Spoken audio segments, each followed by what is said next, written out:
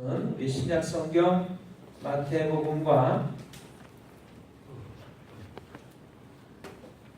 신약 성경 마태복음 또 누가복음의 말씀이 되겠습니다. 마태복음 7장 우리 13절로 21절까지의 말씀입니다. 먼저 우리 마태복음의 말씀 찾아서 우리 함께 읽도록 하겠습니다.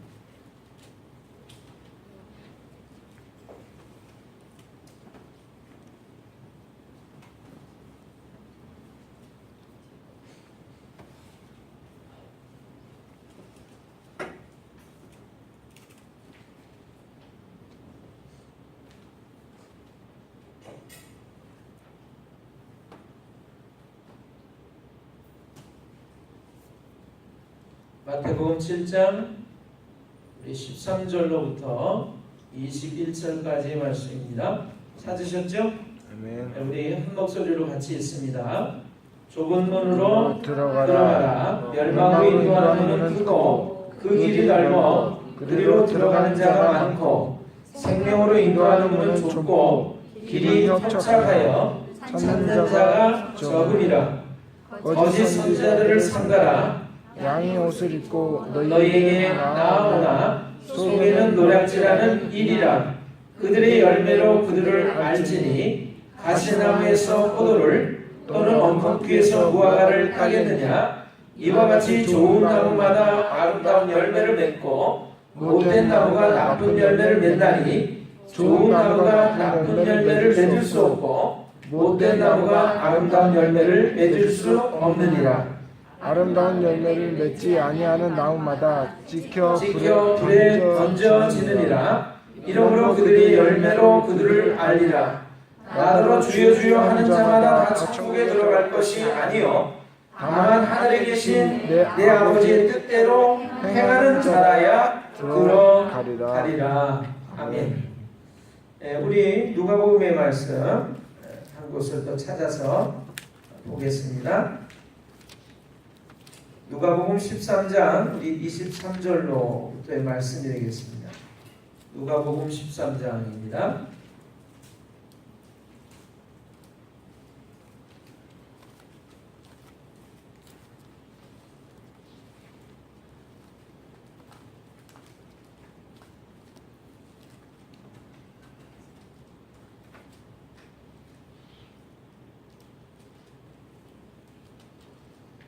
누가복음 13장 우리 23절로부터 28절까지 말씀입니다. 찾으셨죠? 우리 한 목소리로 같이 읽도록 하겠습니다. 어떤 사람이 여짜오되 주여 구원을 받는 자가 적으니까 그들에게 이르시되 좁은 문으로 들어가기를 힘쓰라. 내가 너희에게 이르노니 들어가기를 구하여도 못하는 자가 많으리라. 집주인이 일어나 문을 한번 닫은 후에 너희가 밖에 서서 문을 두드리며 주여 열어주소서 하면 그가 대답하여 이르되 나는 너희가 어디에서 온 자인지 알지 못하노라 하리니 그때 너희가 말하되 우리는 주 앞에서 먹고 마셨으며 주는 또한 우리를 길거리에서 가르치셨나이다 하나 그가 너희에게 말하여 이르되 나는 너희가 어디에서 왔는지 알지 못하노라. 행악하는 모든 자들아 나를 떠나가라 하리라. 너희가 아브라함과 이삭과 야곱과 모든 선지자는 하나님의 나라에 있고 오직 너희는 밖에 쫓겨난 것을 볼 때에 거기서 슬피 울며 이를 할리라. 아멘. 좁은 문으로 들어가기를 힘쓰라고 하는 제목으로 오늘 우리가 읽은 본문의 말씀을 가지고 이제 하나님의 말씀의 은혜를 나누기를 원합니다. 주님의 놀라운 은혜와 평강이 사랑하는 여러분들 모두에게 가득 차고 넘치시기를 주님의 이름으로 축원합니다. 아멘. 여러분 오늘 나눠드린 인쇄물이 있는데요. 그 인쇄물을 참고해 주시기를 바랍니다. 찾으셨죠? 아멘. 다 받으신 줄로 믿습니다. 한 분도 빠짐없이 하나씩 좀 받아주세요. 자, 안 받으셨으면 손을 들어 얼른 표시해 주시길 바랍니다.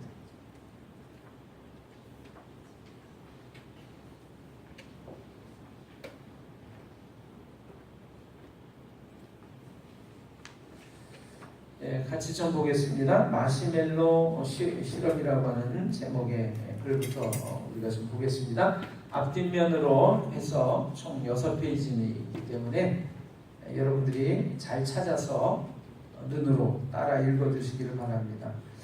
마시멜로 실험, 마시멜로라고 하는 이름의 유명한 실험이 있습니다. 4살짜리 꼬마들에게 아이들이 좋아하는 마시멜로 과자를 주면서 다음과 같은 제안을 했습니다. 내가 잠깐 나갔다 올 동안 기다리면 마시멜로를 2개 더 먹을 수 있어. 그런데 기다리지 않고 먼저 먹으면 그냥 먹은 것으로 끝이야. 먹고 싶은 과자를 눈앞에 두고 4살짜리 꼬마들이 얼마나 참을 수 있을까요? 연구 결과 이 꼬마들의 3분의 1은 참지 못하고 마시멜로를 먹고 말았고요. 나머지 3분의 2는 끝까지 참았습니다. 그런데 정작 더 흥미로운 것은 그로부터 14년 뒤에 나타난 두 집단의 대조적인 모습입니다. 마시멜로의 유혹을 참아낸 아이들은 여러 가지 스트레스에도 굴복하지 않는 정신력과 함께 사회성이 뛰어난 청소년들로 자라 있었습니다. 그에 비해서 참지 못하고 마시멜로를 먼저 먹은 아이들은 쉽게 짜증을 내고 사소한 일로 싸움에 말려드는 경우가 많았습니다. 두 그룹은 학업 성적에도 큰 차이가 있었습니다. 마시멜로를 먼저 먹어치운 그룹보다 끝까지 참았던 그룹이 대학 수학능력 시험에도 평균 210점이나 더 높은 점수를 받았습니다. 이는 단순히 지능, IQ의 역량보다도 큰 것이었습니다.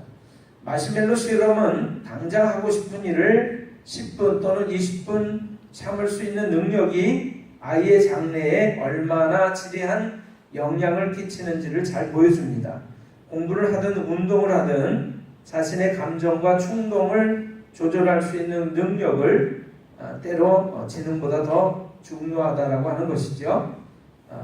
2000년도 9월에 한겨레 신문에 실렸던 글이었습니다. 하나님 말씀을 보면은 너희의 인내를 온전히 이루어라 이렇게 우리에게 말씀해주고 있습니다. 여러분 왜 당장 내가 하고 싶은 거 당장 해치우고 할 수 없는가? 우리가 그렇게 물음을 갖는다면 하나님은 우리의 삶 속에서 인내를 통해서 우리의 많은 것들을 훈련하고 준비시키고 그리고 더 좋은 것들을 허락해 주신다라고 하는 것이죠.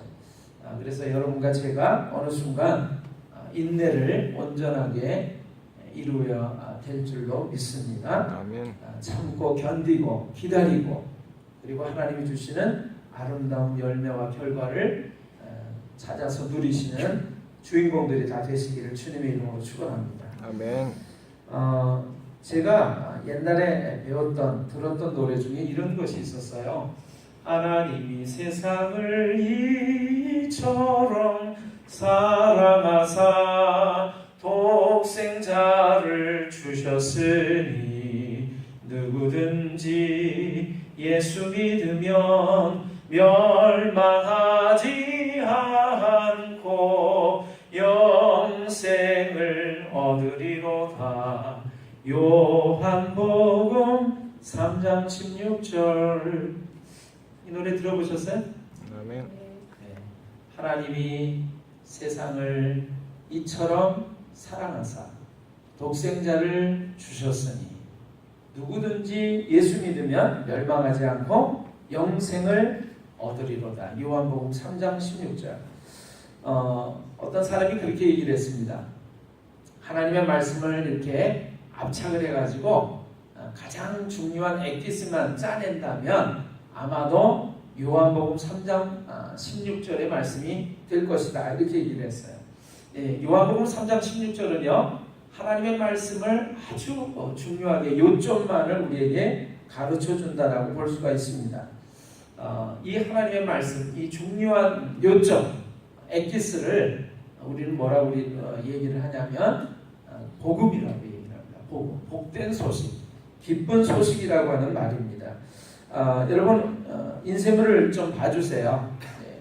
자, 이 말씀은 놀라운 복음, 기쁜 소식이었습니다.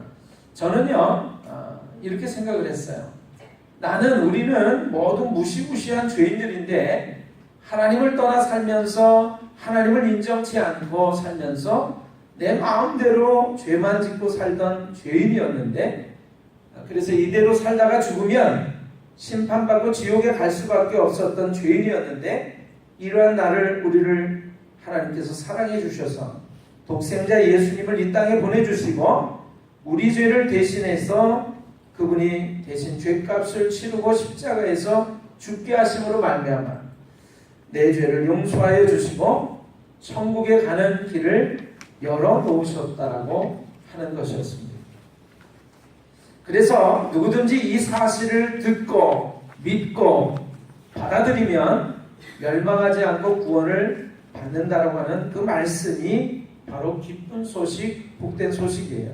하나님의 말씀의 중요한 요점입니다. 이 말씀을 처음에 제가 들었을 때 얼마나 기쁘고 놀라운 말씀인지 정말 너무나 기쁘고 좋고 행복했어요. 그런데 시간이 흘러가면서 보니까 그 감격과 기쁨은 사라져버리고 사람들이 옛날처럼 똑같은 모습으로 사는 모습을 보게 되었습니다. 그 순간에 제가 이렇게 생각을 했어요. 이건 뭐지? 이렇게 살아도 되는 건가? 물론 나를 위해서 십자가에 못 박혀 죽으시고 부활하신 예수님을 믿는 믿음은 사라지지 않았습니다. 그런데 모든 죄를 다 용서해 주셨는데 이제 정죄받지 않는데 그러면서 죄 가운데서 아주 편안하게 방만하게 살아가는 사람들이 눈에 띄기 시작을 했습니다.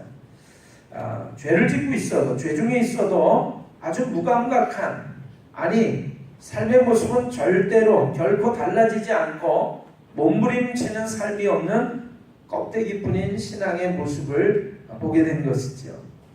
하나님 말씀에는 살았다 하는 이름은 가졌으나 실상은 내가 죽은 자로다 라고 하는 말씀대로 그 말씀을 제가 그대로 응해지는 것을 보게 된 것입니다.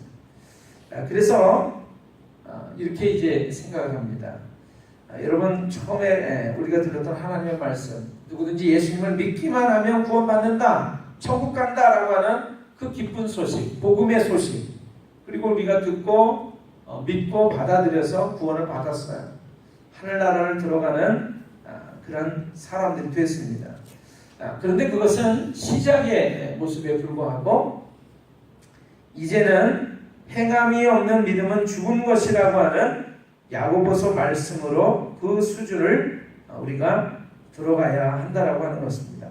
구원받았으면, 예수 믿었으면 우리에게 그 증거가 있어야 하는데 바로 믿는 자로서의 삶, 행함, 행동이 있어야 한다라고 하는 것이죠.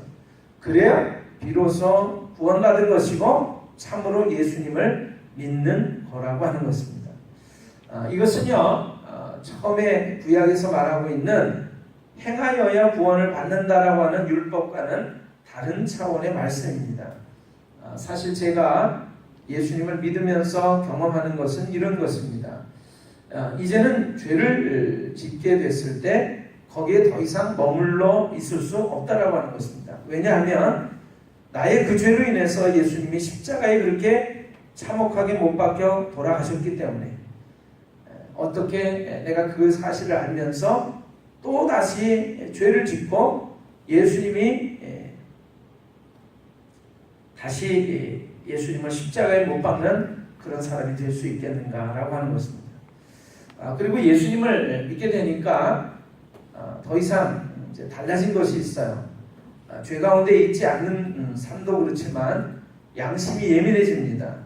하나님이 기뻐하시는 것, 기뻐하지 않는 것, 슬퍼하시는 것을 알 수가 있겠더라는 말이죠. 만일 죄를 짓고 사는데도 내게 있어서 아무런 감각이나 그런 느낌이 없다라고 한다면 그 사람은 정녕 예수님에게, 그리스도에게 속한 사람이 아닙니다. 물론 우리가 연약해서 잘 넘어지고요, 실패하고요, 죄를 지을 때가, 죄에 질 때가 많이 있지만 몸부림을 치면서 하나님의 도우심을 구할 때 하나님은 우리를 거룩한 삶으로 이끌어 주시는 줄로 믿습니다. 그런데 이렇게 살면 안 되는데, 이건 아닌데 하면서 그 모습을 누리고 즐기면서 고집하고 살면 어떻게 되는 것일까요? 우리가 성경을 통해서 보면 그러한 사람에게 하나님께서 손대시고 간섭하시고 책망하시고 깨닫게 해주신다는 것을 우리가 알 수 있습니다.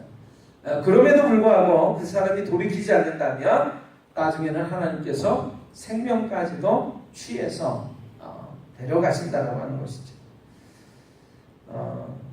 사모님 잠깐만 나와주실까요? 찬미예수 찬송 470장 찬송이 있어요. 영상을 하나 좀 띄워주세요.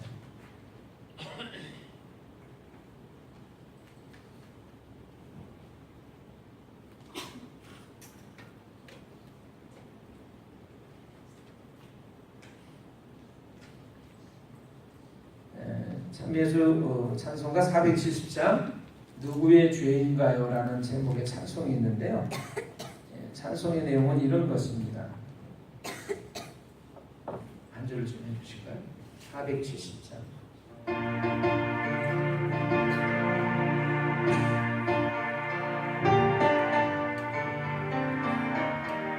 전주요.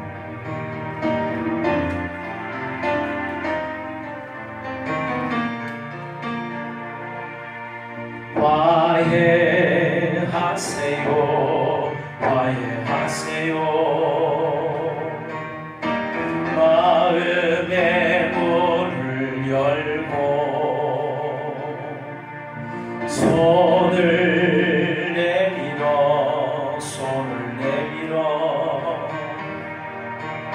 인사를 나누세요.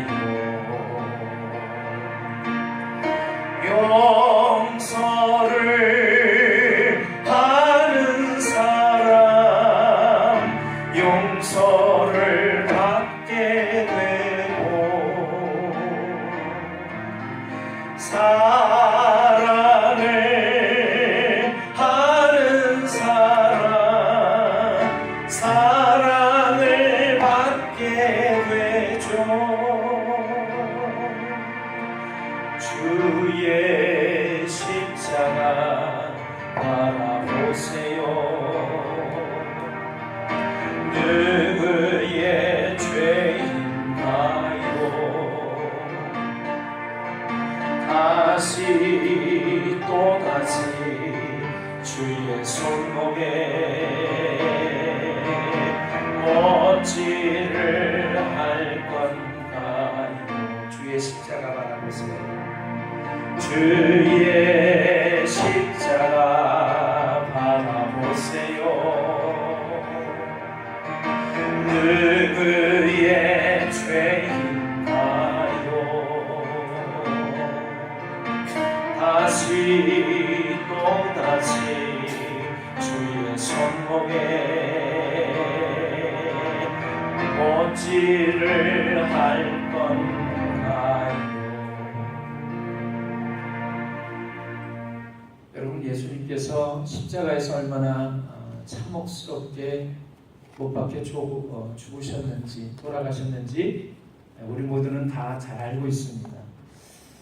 예수님이 십자가에 못 박혀서 그렇게 참혹하게 돌아가신 것은 바로 나의 죄 때문입니다.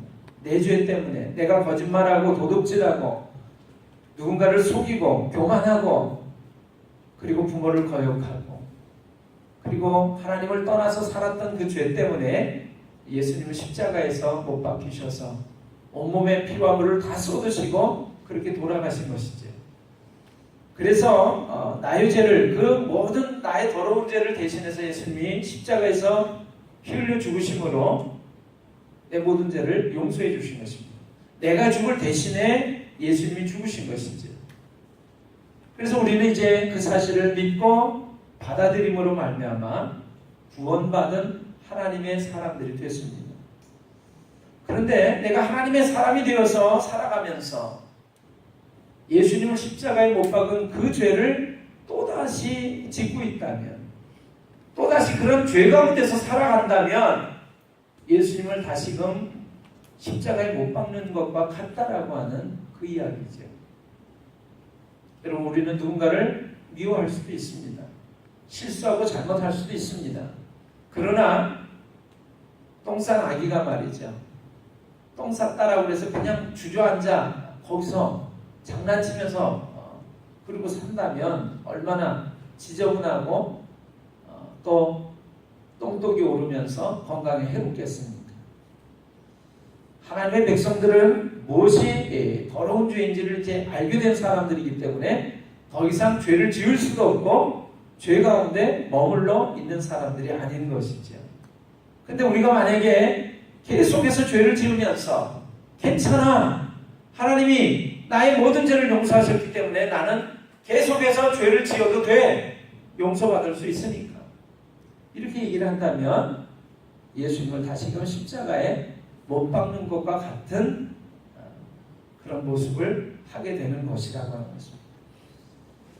오늘 여러분과 제가 예수님을 믿는 것이 분명하다면 더 이상 이제 죄를 지을 수도 없고 죄를 짓고 싶어 하지도 않고 죄 가운데 머물러 있어서는 안 된다라고 하는 것입니다. 믿으십니까? 아멘. 많은 사람이 예수님을 믿으면서 놀라운 경험을 하고요, 체험을 하고 은혜와 축복을 선물로 받습니다. 그런데 그 이후에 제대로 하나님의 말씀을 통해서 훈련받지 못하고 양육받지 못하고 하나님의 말씀대로 제대로 살지 못하면 우리는 늑대 소년이 된다라고 하는 것입니다. 늑대 소년은요, 사람으로 태어나긴 했는데 사람으로 살아갈 바를 제대로 좋은 환경에서 훈련받고 지도받고 양육받지 못한, 그래서 짐승들 사이에, 늑대 사이에 홀로 떨어지게 된 그 한 소년이, 아이가 늑대와 더불어 살면서 늑대처럼 살아갔다라고 하는 것입니다. 우리가 예수님을 믿으면서 하나님의 백성이 된 것은 분명합니다. 그러나 하나님의 백성이 된 것은 시작에 불과해요. 하나님의 백성답게 살아가는 것을 제대로 훈련받지 못한다면 우리는 늑대 소년이 되고 마는 것이죠. 그 삶은 참으로 비참한 삶이 될 것입니다. 우리처럼 이렇게 옷을 멋지게 입고 사람답게 살아가는 것이 아니라 늑대처럼 울부짖으면서 생고기를 뜯어먹으면서, 그러면서 저 나무숲 풀숲에서 살아가는 것이 행복인 줄 안다라고 하는 것이죠. 오늘 여러분과 제가 다시금 이 인쇄물을 통해서 그래서 은혜를 제가 나누기를 원합니다. 여러분, 제가 이제는 그냥 이걸 읽으려고 해요. 좀 봐주시길 바랍니다. 서울에 있는 사랑의 교회를 담임했던 옥하는 목사님, 지금 돌아가셨습니다. 그 옥하는 목사님의 설교를 여러분들에게 소개를 해드리려고 해요. 요한계시록에 나오는 사대교회는 오늘의 한국교회의 실상을 들여다볼 수 있는 거울이 될 수 있다고 생각합니다. 솔직히 저는 이 말씀을 전하고 싶지 않았습니다. 우선은 제가 너무 부담스러워하는 말씀이고 듣기에 거북한 말씀이고 기분이 좋지 않은 말씀이기 때문입니다. 그래서 저는 이 말씀을 전하고 싶지 않아서 꽤 고집을 피웠습니다마는 주님은 밤낮 이 말씀에만 매달리도록 나를 몰아붙였습니다. 그러므로 설교자가 전하고 싶어서 전하는 말씀이 아닌 것을 알아주시기를 바랍니다. 오른손에 7영과 7뼈를 가지신 예수 그리스도께서 한국교회를 위해서, 오늘 여러분과 저를 위해서 주시는 말씀이라고 저는 믿습니다. 사대교회를 향해서 주님은 이렇게 책망하십니다. 내가 내 행위를 아노니 내가 살았다는 이름을 가졌으나 실상은 죽은 자니라. 이름이 살았다는 것으로 보아서 사대교회는 평판이 꽤 좋았던 것 같습니다. 이름만 들어도 사람들은 그 교회 대단하지 하면서 인정을 했던 것 같습니다. 성경학자들은 사대교회가 한때 놀라운 부흥을 경험한 화려한 과거를 가지고 있었다고 생각을 하고 있습니다. 그들은 오랫동안 그 후광을 즐기고 있었던 모양입니다. 따라서 사람들이 보기에는 살아 움직이는 교회처럼 보였을 것입니다. 열심도 뜨겁고 봉사도 많이 하고 예배도 감동적이고 뭐 하나 흠을 잡을 데가 없었을 것입니다. 그러나 이러한 모든 것들은 어디까지나 사람들의 눈에 비치는 허울에 지나지 않았습니다. 불꽃 같은 눈으로 중심을 보시는 주님의 눈에는 불행하게도 그 교회는 행위가 죽어 있었습니다. 행위에서 온전한 것을 찾을 수 없었던 것입니다. 사랑하는 성도 여러분, 행위가 무엇입니까? 말씀대로 순종하는 삶입니다. 사랑하는 성도 여러분, 행위가 무엇입니까? 믿음과 행동이 일치하는 삶을 가르칩니다. 사대교회 안에는 몇 사람을 제외하고는 그렇게 사는 사람이 거의 없었다라고 하는 것입니다. 저는 사대교회를 보면서 오늘날의 한국교회를 보는 것 같다는 불안을 감출 수 없습니다. 우리는 지난 70년 동안 기적 같은 부흥을 경험한 화려한 과거를 가지고 있습니다. 지금도 우리는 그것을 자랑합니다. 5만의 교회, 1000만의 성도, 세계 최대의 교회, 새벽을 깨우는 재단의 열심, 남에게 뒤지지 않는 헌신, 1만여 명의 선교사, 많은 헌금, 큰 교회당 등 자랑거리가 한두 가지가 아닙니다. 세계를 다녀보십시오. 한국교회에서 왔다고 하면 다시 한번 우리를 쳐다봅니다. 겉으로 보면 한국교회는 절대로 죽은 교회가 아닙니다.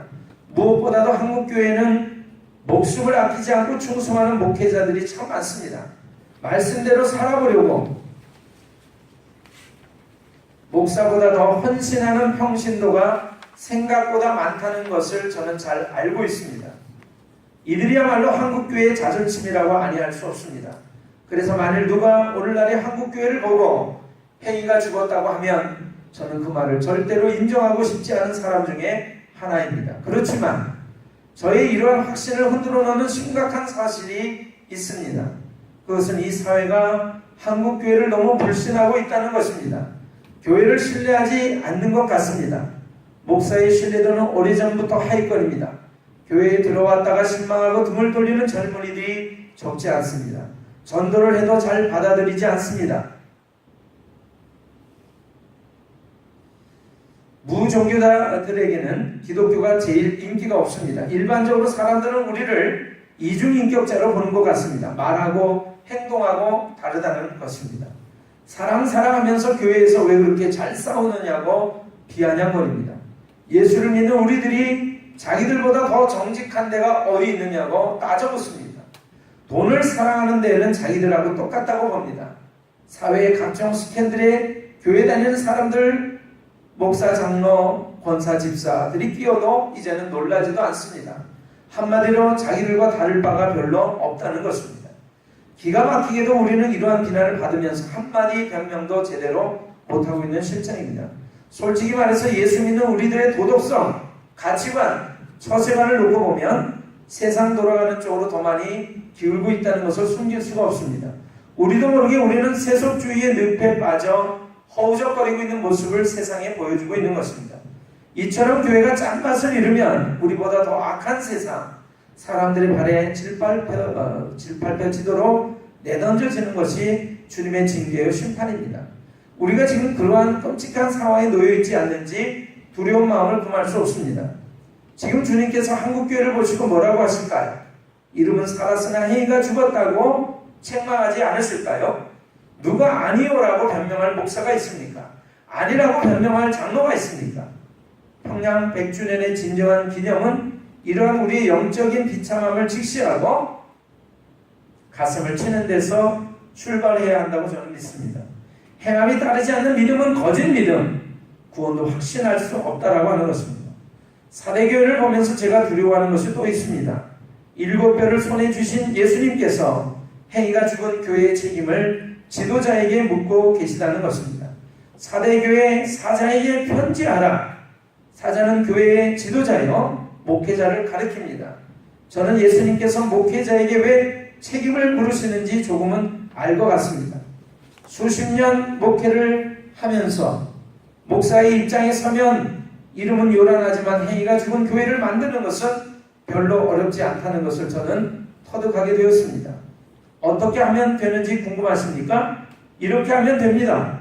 목사가 설교를 하거나 말씀을 가르치면서 하나님의 말씀, 기쁜 소식 복음을 조금씩 변질시키면 됩니다. 그리고 나중에는 복음이 얼마나 변질되었는지조차 모를 정도로 둔감해지면 됩니다. 그러면 교회는 이름은 살아도 행위는 죽어질 수 있습니다. 우리가 아는 바와 같이 복음이란 누구든지 예수님을 믿으면 구원을 받는다는 기쁜 소식입니다. 그러나 이 복음에는 진리의 양면성이 들어있습니다. 구원은 믿음으로 받지만 그 믿음의 진가는 순종하는 행위로 검증받아야 한다는 것입니다. 따라서 믿음이 구원의 절대적인 요소라고 한다면 행위는 구원의 필연적인 요소가 됩니다. 우리는 구원받기 위해서 순종하는 것이 아니라 구원받았기 때문에 순종하는 것입니다. 그러므로 믿음과 행위는 따로 놓고 생각할 수가 없습니다. 예수님은 이러한 사실을 가리켜서 좋은 나무와 좋은 열매로 비유하셨습니다. 따라서 목회자는 믿음과 순종을 똑같이 가르쳐야 합니다.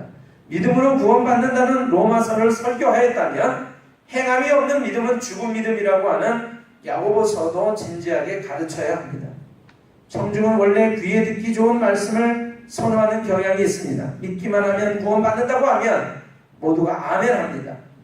믿음만 있으면 하늘의 복과 땅의 복을 받는다고 하면 할렐루야 하고 열광합니다. 그러나 행함이 따르지 않는 믿음은 거짓 믿음이요 구원도 확신할 수 없다고 하면 얼굴이 금방 굳어져 버립니다. 말씀대로 살지 못하는 죄를 지적하거나 책망하면 예배 분위기가 금방 싸늘해져 버립니다. 듣기가 싫고 몹시 거북스럽기 때문입니다. 교회에서 사역할 때 저는 비슷한 반응을 가끔 볼 수 있었습니다. 이러한 청중의 반응에 예민해지면서 저도 모르게 그들이 좋아하는 말씀을 일부러 골라서 설교하는 사람으로 바뀌는 것을 보았습니다. 대신 죄라든지 회개라든지 순종이라든지 거룩이라든지 하는 듣기 피곤한 말씀을 할 수 있으면 피하거나 꼭 말을 해야 한다면 부드럽게 달래듯이 말하고 싶어하는 유혹에 끌려가는 것을 보았습니다. 저의 이러한 모습은 예수님이 절대 바라는 것이 아니었습니다. 저도 절대 원하던 것이 아니었습니다. 그러나 실제로는 그러한 일이 강단에서 일어나고 있었고 그 결과 저도 모르는 사이에 복음을 조금씩 변질시켜가는 설교자가 되고 있었습니다. 이렇게 되니까 교회가 커지면 커질수록 말씀대로 순종하는 행위에는 관심이 없고 믿음만 가지고 떠드는 값싼 은혜에 안주하는 무리들이 늘어가는 것을 볼 수 있었습니다. 종교개혁자 루터를 여러분은 기억하실 것입니다. 구원은 오직 믿음으로 받는다고 하는 놀라운 복음을 발견한 위대한 지도자였습니다. 그는 우리가 구원받는데 의로운 행위는 아무런 공로가 되지 못한다고 가르쳤습니다. 그는 바텐부르크에서 34년간 4,000번 이상을 설교했습니다. 그러나 믿음을 일방적으로 강조하는 루터의 신학을 제대로 이해하지 못하는 사람들은 그의 메시지를 곡해하기 시작했습니다. 순종하는 행위에 대해서는 관심을 두지 않는 사람들이 되었습니다. 믿기만 하면 구원받는데 죄를 좀 지었다고 그게 뭐가 대단한 거냐면서 자신의 욕심대로 사는 사람들이 되어가고 있었습니다. 따라서 그 도시는 믿음의 방종이 난무하는 타락한 사회가 되었습니다. 이런 기막힌 상황을 보면서 루터는 자기의 설교에 대한 확신이 흔들리기 시작했습니다. 그래서 한동안 설교를 그만두었습니다. 그리고 그는 이렇게 탄식했다고 합니다. 선한 양심을 가진 목사라면 설교하기보다는 차라리 수레를 끌고 돌을 운반하는 것이 낫겠다. 그런 일을 하는 것이 더 낫겠다라고 하는 것이죠. 사랑하는 성도 여러분, 루터가 우리에게 주는 귀중한 교훈이 있습니다. 그것은 교회의 지도자가 복음을 가르치고 전하면서 믿음만 일방적으로 강조하고 그 열매가 되는 행위를 등한시하거나 무시하면 입만 살고 행위가 죽어버리는 사대교회가 되어버릴 수 있다는 것입니다. 사도행전 20장 20절을 보면 바울은 유익한 말씀은 공중 앞에서나 각집에서나 거리낌 없이 가르쳤다고 합니다. 그러나 저를 비롯해서 한국교회의 많은 지도자들은 바울처럼 무엇이든지 거리낌 없이 전하는 용기를 잃어버린 것 같습니다. 단 것은 먹이고 쓴 것은 가능하면 먹이지 않으려고 하는 나쁜 설교자가 되는 것 같습니다. 이런 설교자는 청중에게 인기가 있어서 사람을 많이 끌어모으는 데는 성공할지 모르나 행위가 죽은 교회를 만드는 것은 시간 문제라고 생각합니다. 이 글을 제가 카톡으로 여러분들에게 보내드렸어요. 근데 제가 한 주간 계속 한 2주간이 될 것입니다. 2주간 동안 계속 제가 묵상을 하면서 그런 생각을 했어요. 왜 우리 교회가 변하지 않고 있을까? 왜 우리 교회 성도들이 하나님의 사람들이라고 하는 이들이 변하지 않고 있을까? 잘못하면 그냥 사변적일 수밖에 없겠구나. 제가 여기서 하나님 말씀 전한다고 우리는 이렇게 살아야 됩니다. 저렇게 살아야 됩니다. 말씀은 전해요. 하나님은 우리를 사랑하십니다. 하나님은 우리에게 은혜와 축복을 베푸십니다. 여러분 마음속에서 또 입술로 아멘 그래요. 그런데 여러분 그것으로 끝나면 껍데기뿐인 신앙으로 끝나는 것이죠. 제가 고민을 해봤어요. 제가 예수님 믿고 나서 시간이 흘러가면서 보니까 사람들을 보면서 제가 있었던 옛날 모교의 얘기입니다. 제가 예수님을 믿고 나서 얼마나 기쁘고 놀라운지 그분을 위해서 나의 삶을 드리고 그분으로 말미암아 내가 살아가야겠다 그렇게 생각을 했어요. 근데 1년이 지나고 5년이 지나고 10년이 지나고 어느 사이에 제 주변의 사람들을 보니까 나처럼 똑같이 예수님을 믿었는데도 불구하고 예수님을 믿는다고 말하는데도 불구하고 그분들의 삶이 거룩하지가 않은 거예요. 아무런 많은 사람들에게 교훈이 되고 충격이 되고 도전이 되는 삶을 살아가지를 못하는 거예요. 예수님을 믿기 전이나 믿은 후나 똑같은 삶을 살아가는 거예요. 그래서 제가 속으로 생각했어요. 왜 그럴까? 저들이 믿는 하나님, 저들이 믿는 예수님과 내가 믿는 예수님이 다를까? 근데 가만히 보니까 제가 원인을 발견했어요. 그 원인이 뭐냐 하면 예수님을 믿고 나서 구원받고 나서 하나님의 사람이 되고 나서 하나님의 사람으로 어떻게 살아야 하는지를 가르쳐주지 않고 있는 거예요. 교회에서. 여러분 오늘 저는 예배를 시작하면서 마태복음 28장에 있는 말씀을 여러분들에게 예배를 여는 말씀으로 들려드렸습니다. 그러므로 너희는 가서 아버지와 아들과 성령의 이름으로 세례를 주고 내가 너희에게 분부한 모든 것을 가르쳐 지키게 하라. 여러분 예수님을 믿고 전한 다음에 세례를 주는 것까지는 되었습니다. 그런데 예수님이 분부한 모든 것을 가르쳐서 지키게 하는 데까지는 우리 한국교회가 가지를 않은 거예요. 제가 그 순간부터 기도하기 시작을 했어요. 주님 어떻게 하면 좋겠습니까? 그 결과가 제가 신학교를 가는 것이었고 또 어느 순간에 주님의 음성을 제가 듣게 됐어요. 그 주님의 음성은 이런 것이었습니다. 네가 나를 사랑하느냐? 그러시더라고요. 제가 사랑합니다. 그랬어요. 그렇다면 내 양을 먹여라. 내 양을 치라. 내 양을 돌봐라. 그러십니다. 제가 목사가 된 이유입니다.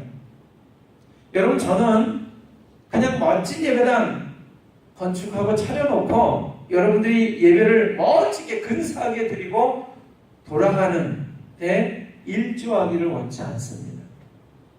여러분이 하나님 앞에 나와서 예배를 드릴 때 하나님의 말씀을 드릴 때 내가 더 이상 이렇게 살아서는 안 되겠구나. 하나님 도와주십시오. 더 이상 제가 예수 믿기 전이나 믿음 후나 똑같은 삶을 살아가기를 원치 않습니다.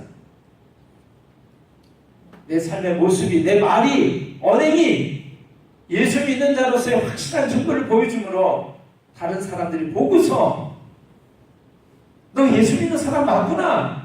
나도 어떻게 하면 예수 믿을 수 있니? 나도 어떻게 하면 너처럼 살 수 있니? 이렇게 묻는 그런 사람이 되게 해주십시오.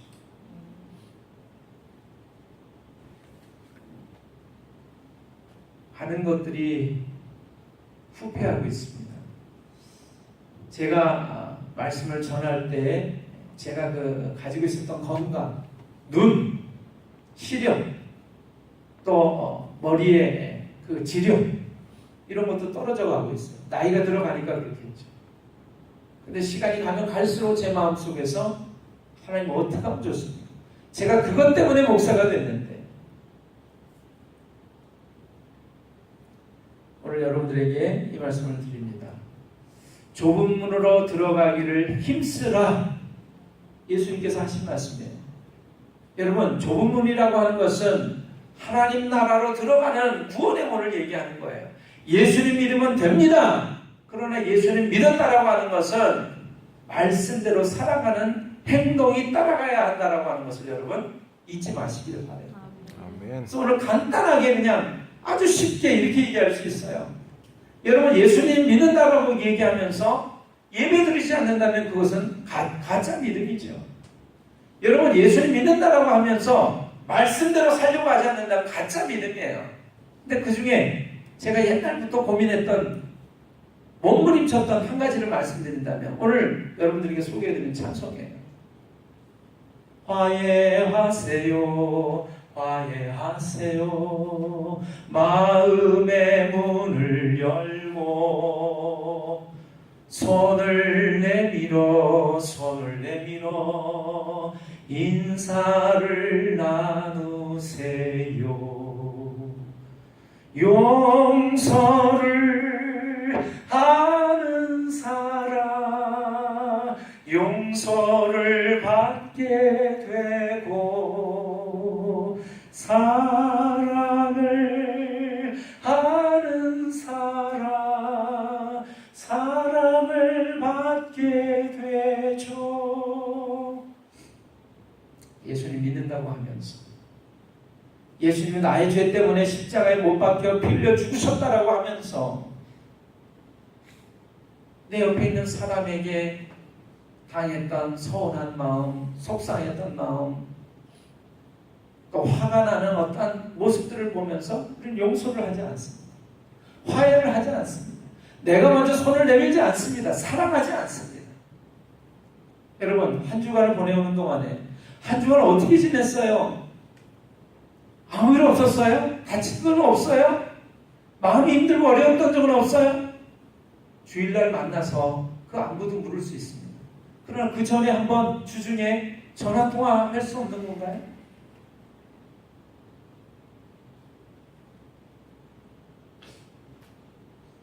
우리 예수님 믿는다고 말을 합니다.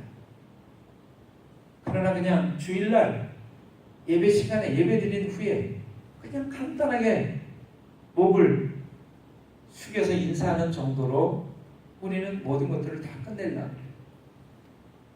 결단코 예수님이 그러한 삶을 우리에게 말씀하고 있는 것은 아니라고 저는 믿습니다. 이 사람의 얼굴이 좀 어두워 보이면 왜 힘들고 어려운 일이 있었던 것일까? 기도하면서 그를 위해서 기도하면서 어깨도 두드려주고 말 한마디도 건네주고 만약에 우리가 그렇게 살아가고 있지 못한다면 우리는 예수님 믿는 것이 아닙니다. 그냥 껍데기로만 예수님 믿는 척하고 있을 뿐이죠. 근사한 것처럼 멋진 것처럼 혼만 내고 있을 뿐이죠. 좁은 문으로 들어가기를 힘쓰라고 예수님은 우리에게 말씀해주고 있습니다. 그렇게 쉬운 것이 아니기 때문에 예수님 믿는 모습이 그렇게 쉬운 것은 아니기 때문에 힘쓰라고 우리에게 말씀하고 계신 줄로 믿습니다. 아멘. 오늘 하나님의 말씀은 예수님께서 우리에게 하신 말씀이에요. 얘들아 너희는 좁은 문으로 들어가기를 힘써라. 구원으로 인도하는 문은 협착하고 좁아서 찾는 자가 많지 않고 멸망으로 인도하는 문은 넓고 편해서 찾는 자가 많다. 여러분 오늘도 말씀을 들으시면서 저는 제가 좁은 길을 가기를 원합니다. 날씨가 더우니까 휴가 가고 싶고 놀러 가고 싶죠. 하나님 그러나 제가 예배 드리고 갈게요. 이 하나님을 만나는 일을 먼저 하고 갈게요. 하나님 말씀을 듣는 일을 먼저 할게요. 사랑을 나누는 일을 먼저 할게요. 친절을 베푸는 일을 먼저 할게요. 기도하는 일을 먼저 할게요. 오늘 그것이 좁은 문으로 들어가기를 힘쓰는 삶인 줄로 믿습니다. 아멘. 이렇게 살아가시는 여러분과 제가 다 되시기를 주님의 이름으로 축원합니다. 아멘. 기도하겠습니다. 하나님